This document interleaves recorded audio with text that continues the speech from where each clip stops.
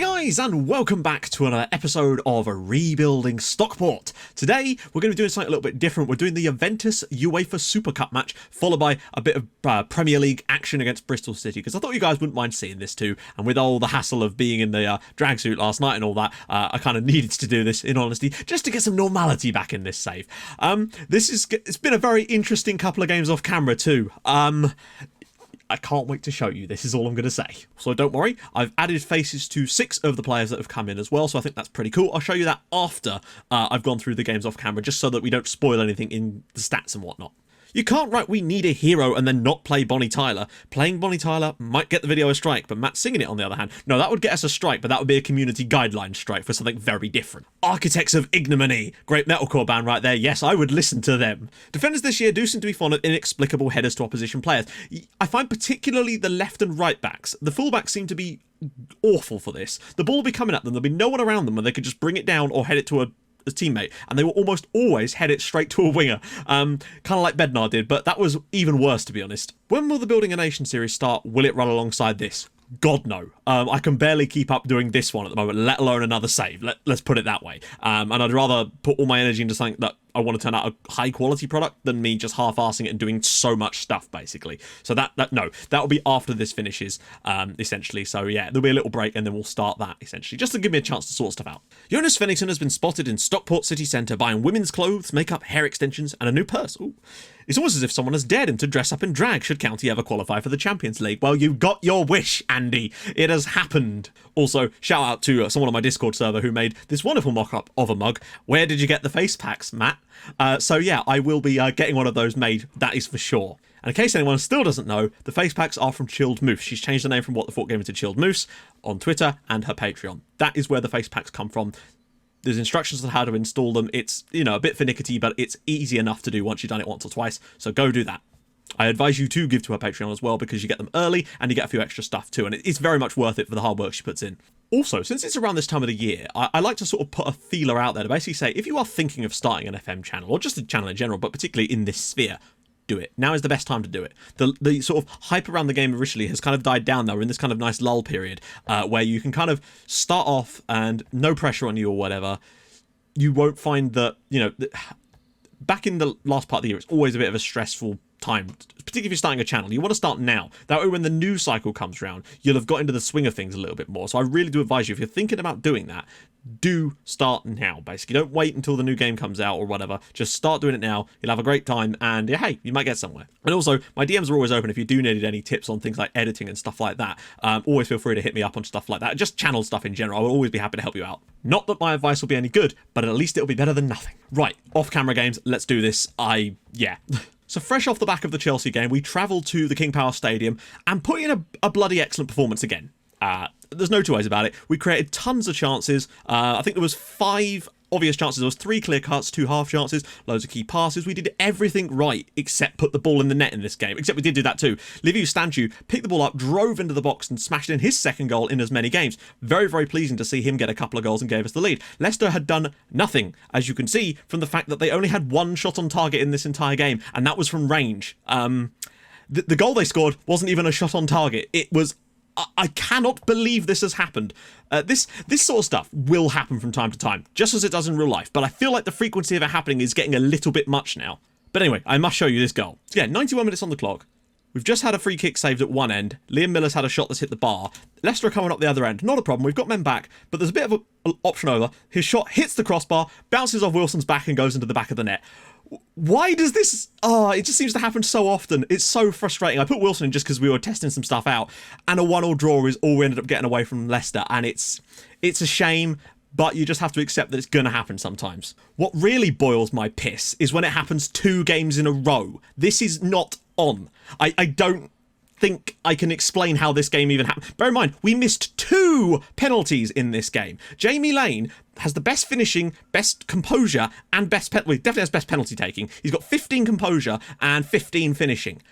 How has he missed 2 penalties in one game? I cannot believe this. And we finally did score a goal in the 85th minute. And wouldn't you know it, straight from the kickoff, West Ham got up the other end and scored their first shot on target. Their only shot on target of the game. 2 games in a row, we've conceded from our only shot on target. No, we didn't even concede from it in the Leicester game. It was the own goal. Angus Gunn, that's probably the highest goalkeeping rating I've ever seen on FM. 9.1. Fair play to him, he saved 2 penalties, but come on. Like, it's mental. Again, we were actually probably better in this game. 11 shots on target we had in this match. Obviously 2 penalties in there too.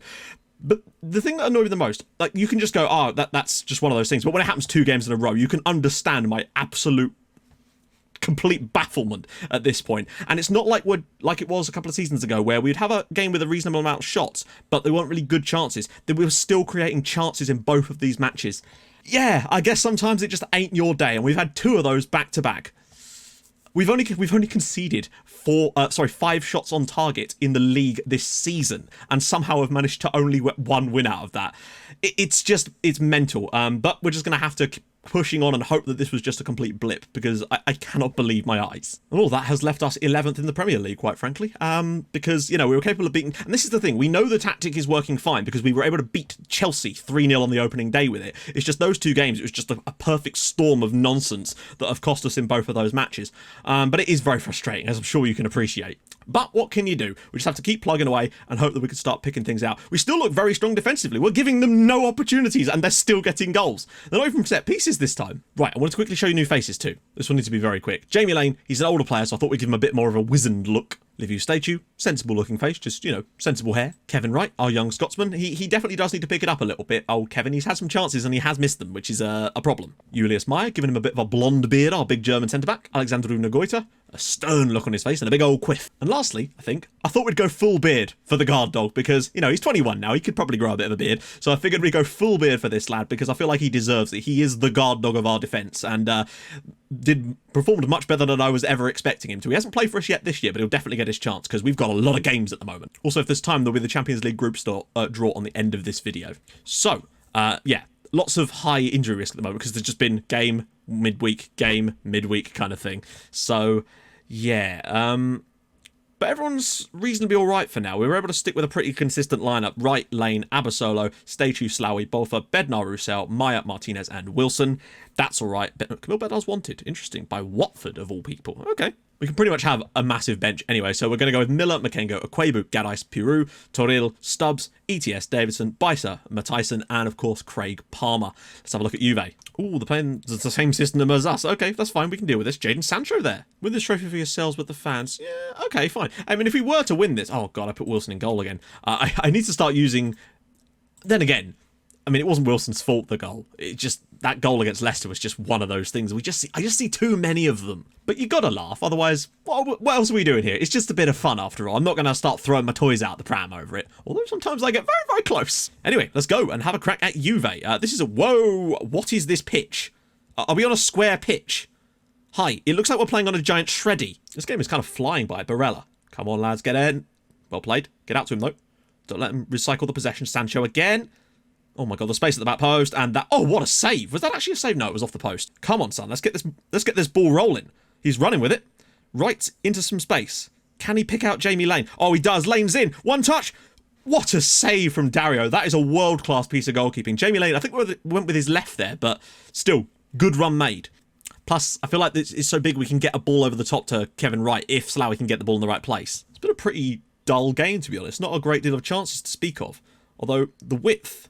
could definitely use... We might actually go to a wider attacking width since there's so much space on the pitch. Martinez, lots of room. Can he find Lane, maybe? Back post! Lane! Cleared! Statue! He's going to get the shot away and it's well saved by Dario. Yeah, we're going to tie a wider attacking. It makes sense for us to have a bit more... Hug those touch lines a little bit. Give us a bit more space for someone like Jamie Lane. Right, got round his man! Oh, he's missed again! Statue saved by Dario! You know what? No, I think Greg... if Palmer was fully fit, I would be prepared to bring him on in this position, but we're going to get... Corbinian... No, whoa, definitely not Corbinian Garais. I want Greg Stubbs. Hero of the last European final. Bednar. Jamie Lane. Greg Stubbs is hanging on the... Oh. Abasolo, one good touch and he's past his man here. Can he find a ball? He does! Greg Stubbs! Instantly into the game. Greg Stubbs scores the goal. Stockport lead in the UEFA Super Cup final. Of course it's Greg Stubbs. Maybe we just needed Stubbsy all along. Maybe he is the answer to all our problems. And he's going to start. Look at this. Lovely ball in from Abasolo again. He just. Look at that, perfect. Greg Stubbs, first time, just shuffles that into the bottom corner. He's got 4 goals for the club, 3 of which have been in European finals. Amazing. Oh, and there we go. Juve 0, Stockport 1. We've just won the Super Cup. I know it's a meaningless trophy in a way, but we've won it and Greg Stubbs has scored in a final again. I don't believe this. So why can we beat Juventus, but we can't beat West Ham and Leicester? It's crazy. Right then, we're back on the day of the Bristol City game. Everton just beat Manchester City 5-0. Are Manchester City Everton's Everton? That seems to be the way it is. Luke Chambers is Bristol City here. It was amazing to see them stay up at all last season, although they are struggling with 3 defeats out of 3 so far. That being said, though, Ipswich Town, 2 wins on the board already. Fair play, they're above us. Now, we're going to rotate around, of course. We've kind of got no choice here. This is the thing, right? We really are lacking in this position here. Honestly, after Bofa, the next best player there is probably Taffet Schürfer, and he might have to move up into the first team this season to give us some cover in that position, in all honesty.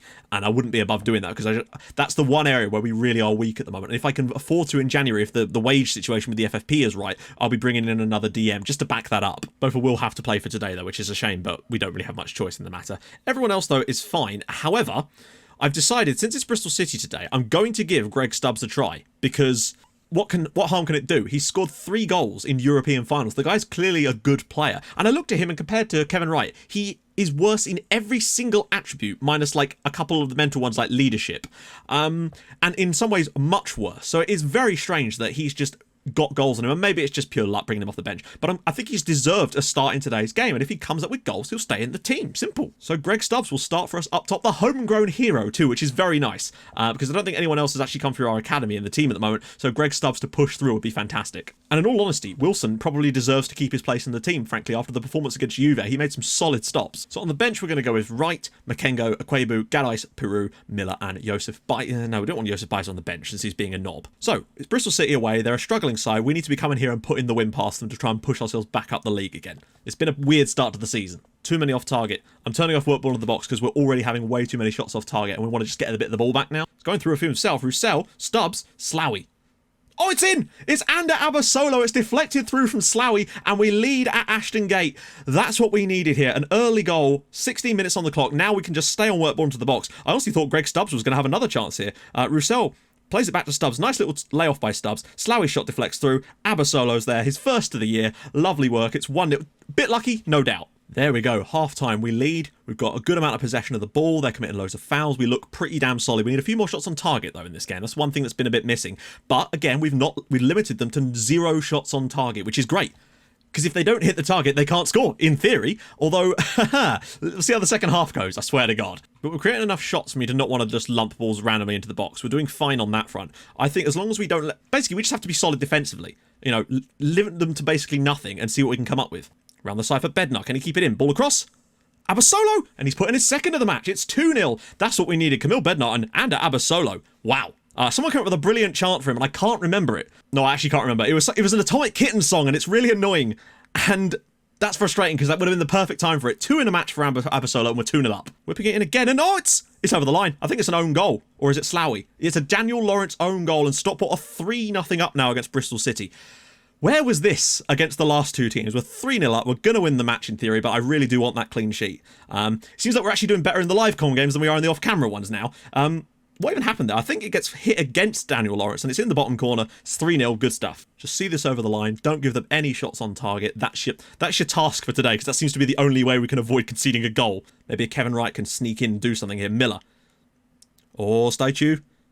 All the way through, right! Oh my God, what a save! That to me is nothing to do with Kevin Wright. That is just a world-class piece of goalkeeping. He made the run, got in the right place, and he just couldn't seem to... Sloughy pulls it across. Abasolo hits the crossbar.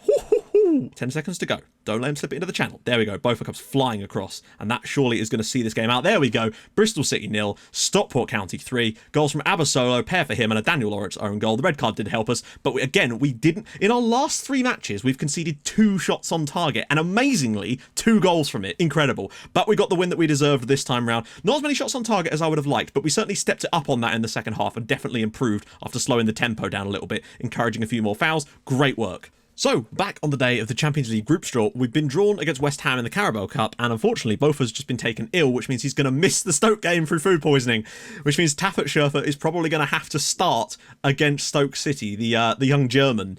So, that's going to be quite something. Also, because we won the Europa League, and I think it has to be the reason, we're seeded first, so our coefficient is irrelevant. We're going to be top C, which means our group, in theory, is going to be easier. If it wasn't for us winning the Europa League, we'd be a pot 4 team, to give you an idea. Right, we're going to do an automatic draw. Why the hell not? See who we get. I might have to cut things up, though. Stockport County in Group B. Okay, nice work. Okay, so Liverpool in with PSG. We get FC Porto. Okay, that's going to be a fun one. In with, Lazio go with PSG. Who do we get from this one? We get Ajax and Porto in this group. I swear we've played Ajax before. No, we haven't, have we? That definitely feels like a group we can get out of. Who's the bottom club? We need a really crappy one here if we can. And we get PAOK of Greece. I tell you what, right? For our first ever Champions League group, we couldn't have probably asked for a better one. Porto, Ajax and PAOK. I think those are winnable matches. I think we've got a real chance of getting out of this group. That is amazing. I'm really, really pleased with that. And that's going to be next episode. And in fact, the next episode is going to be against PAOK. So that's going to be a fun one. As we we go away to Greece to play them. We've got Stoke and Liverpool in the games off camera. We'll come back and do PAOK and Newcastle, probably a double live con, because I don't just want to do 2 games off camera and then only give you 1 game in the episode. So there might be quite a few of these weird sort of setups just to try and space things out as much as I can.